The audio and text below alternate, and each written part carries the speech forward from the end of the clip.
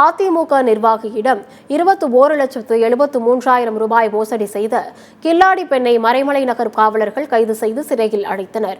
செங்கல்பட்டு மாவட்டம் மறைமலை நகர் அருகே குடும்பத்துடன் வசித்து வருபவர் பார்த்தசாரதி.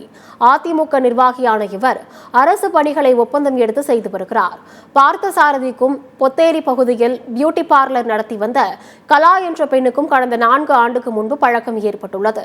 தற்போது கலா செங்கல்பட்டு அரசு பள்ளியில் சத்துணவு அமைப்பாளராக பணிபுரிந்து வருகிறார்.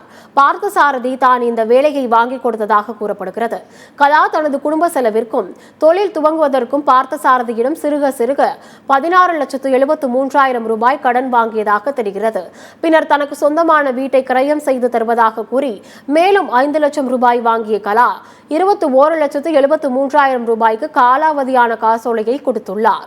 மொத்தமாக 21,73,000 ரூபாயை இழந்த பார்த்தசாரதி இது குறித்து மறைமலை நகர் காவல் நிலையத்தில் புகார் அளித்தார். அதன் பேரில் காவலர்கள் வழக்கு பதிவு செய்து கலாவை கைது செய்து செங்கல்பட்டு நீதிமன்றத்தில் ஆஜர்படுத்தி சிறையில் அடைத்தனர்.